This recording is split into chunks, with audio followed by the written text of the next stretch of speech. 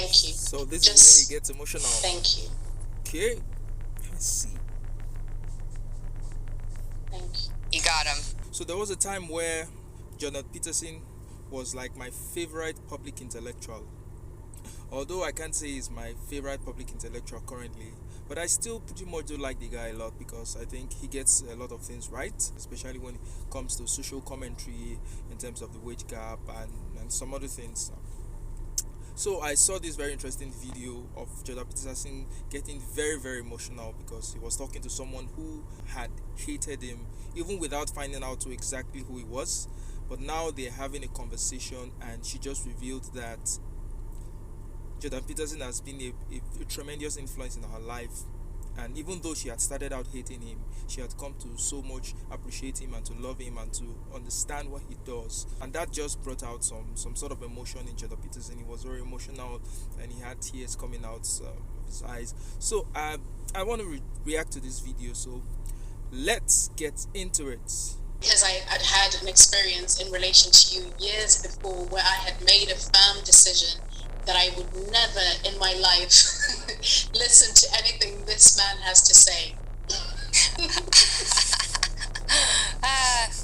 Based on a 3-minute clip, mind you. Do you remember what it was that I said that was so profoundly irritating? I mean, there's many. Can you tell me what that was? Of course, you were talking about the gender pay gap. And this was part of a longer interview, the interview that you had with Catherine Newman, and this was a clip, 3-minute clip.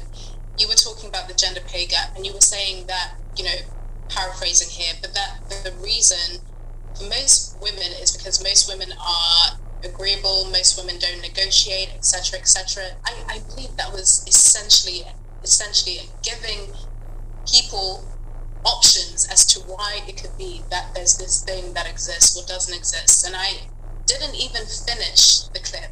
I didn't even finish the 3-minute clip. But based on the things that another out of context clip that I had seen before, and the way that I'd heard your name being spoken of before in the context of the trans conversation that was happening around that time, 2018. Right, exactly. Again, I was watching this clip, and it's almost like I wasn't even listening to what you were saying. I had already decided that I don't like this man because someone that I trust has told me that I shouldn't like him. So therefore, the decision is made. Why do I even have to finish that video? Right, of course. And it was just, right? And it was just normal. The thing is, a lot of hatred that people have for some other people is usually due to misconceptions about those people. There are persons that may not even have first-hand information about them. They may not have a well-rounded information about those people. But just because they've been portrayed in a certain light, most likely by the media or by people who do not like them, then it just creates this false narrative around them. And I think Jordan Peterson is one of those persons who earlier in the day was usually constructed as someone who was sinister or someone who was doing something terrible, someone who was doing something horrible. So if people did not take their time to actually learn what is this man really about, learn about this man, then you would just come to a conclusion for yourself that this person is a terrible person. You just need to be able to research for yourself and make sure that you're not being carried away by the bandwagon and hating someone unnecessarily just because someone you know or someone you trust has told you something about them. And a lot of the time, many of these things are taken out of context. Maybe he said something in an interview and the whole interview is not played. A little part of it is just clipped out and shown to the public. This person has said this terrible thing, and everybody just jumps on it and it becomes something sensational. So, you wander around and you think, God, maybe I should listen to this person because I'm such an ignorant bastard and I'm so full of malevolence, and maybe they'll drop one thing on me that won't make me miserable and doomed to hell and to drag everyone else there too. That's, yeah, well. I felt something similar when I finally leaned into listening to you properly, because what was interesting, even after that moment in 2018, watching that 3-minute clip, deciding this man is evil, I want nothing to do with him ever again. And of course I didn't think I would ever have anything to do with him. Yeah, look what happened. Infiltrated, yeah. Right? People especially people that were... I think with the rise of social media, it gives room for a lot of beefs, or a lot of quarrels, unnecessary quarrels, a lot of unnecessary tension between people. Because most of the time, when people sit down, even people that do not agree with themselves, when they sit down to have a conversation, they'll actually come to find out that they have more in common than they disagree with. But when you're just typing something over social media, when you're just directing over social media, a lot of things can get lost in the conversation, because people want to optimize for their best points or their best positions, or at times many of these things are usually fashioned in such a way as to portray the person in one very particular light, forgetting that we are humans, that we might have interest in other areas that align with this person that we're quarreling with, that we're fighting with. So when people have conversations, if people that do not agree with each other, I would suggest that people that don't agree with each other, they should have more conversations, have a sit down, talk about your ideas, and I bet you they'll come out of that conversation being much more friendlier, having a better understanding of the other side than when they had come into the conversation.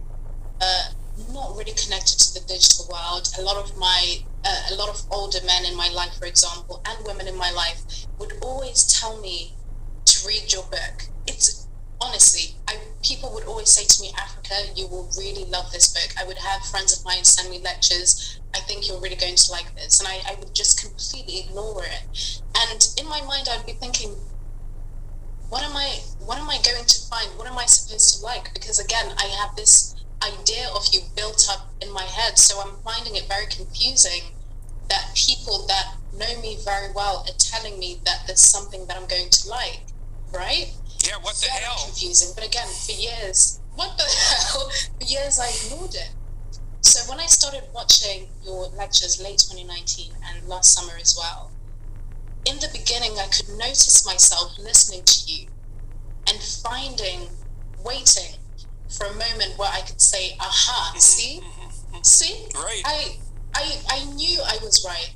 And you know what? I waited. That moment never came. That moment never came. That comes from me right? all the time. Really. And that again, so it's like there wasn't one moment of being awake and then it's done. So many little, tiny, seemingly insignificant moments where I'm just sitting here by my sofa, just watching and listening, observing myself, waiting, for that confirmation that I'm right. And then it never coming, and then I have to deal with that. And then so again, my curiosity, I finally allowed myself to be curious again. And now, Jordan, I can say you have been one of the most influential people to me for so many reasons I couldn't even mention right now. But to be able to have the conversations that I do now publicly, you have, and I could have never imagined this ever in my entire life. Things like this don't just happen. And the fact that I can tell you this. Oh no. Thank you. So this is where he gets emotional. Thank you. Okay. Let's see. Thank you. You got him.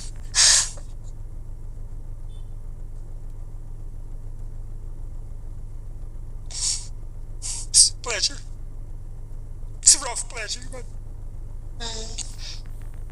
I know.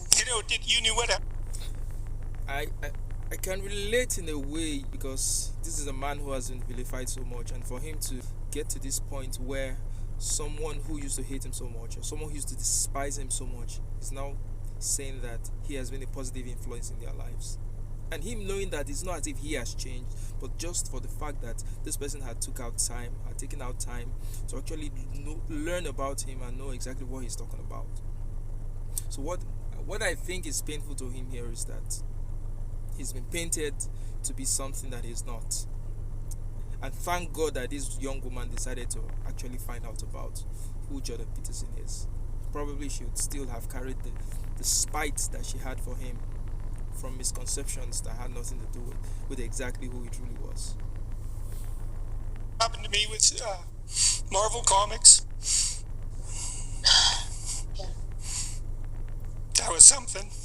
It's really something to see yourself portrayed. I got accused of being a Nazi pretty much when all this happened. It was really something, because I had been teaching students what we're talking about today, about these temptations that you faced and how people, as individuals, get sucked into that totalitarian hell, and then, so that was something for that to happen, such a reversal, and then to have that comic book come out. Well, it was surreal. It was absolutely surreal to be portrayed, because Nazi wasn't enough, right? We had to go right for the archetype itself. So I think we've raised about $400,000 for charity now on the basis of that. So that was a fun reversal. But it was really shocking when I first saw that. I just couldn't believe it. I was very ill at the time too. I thought, this can't be real. This has to be Photoshop. This cannot possibly be happening. It's so completely beyond comprehension. And, to come from the pen of one of the foremost black intellectuals. And I use the racial category only because that's the categories that he's using to operate within. Yeah. So life is really weird. I thought when that comic book came out, I thought it was really, really unfair to have for Jordan Peterson to have been portrayed in that manner. There was really no excuse for him to have been portrayed in that manner. I know that maybe Ta-Nehisi Coates was trying to be creative and all that, but come on, that was extreme. You understand? Calling someone a Nazi or calling someone something that's despicable as that, it has to be worth it, or else you cheapen what the Nazis did. Calling someone Hitler, if what the person has done does not match up to the sorts of terror, the sorts of evil that these people represented, then you're cheapening what those people did, the horrors those people did. You're cheapening the experiences of the real victims of those terrible human beings. So those are not labels that you want to just go about throwing because you do not agree with someone. What exactly controversial has Jordan said? Well, like I said earlier, it's good for people who do not see eye to eye to actually sit down together and have a conversation. And by the time they're done with that conversation, they're going to find out that they're humans after all, and they might have the same goals, they might have the same dreams, they might have similar aspirations, they might be more alike than they are not alike. So there's no point in vilifying each other and calling each other names. It's actually a human thing to disagree. So if we're disagreeing, it doesn't mean that the other person is sinister, the other person is bad. So that's the video. Tell me what you think in the comment section below. Tell me whether you think this was a truly human moment for Jordan Peterson, where he got very emotional because of the kind of connection that he's built to this woman who previously despised him. Until next time, remain awesome.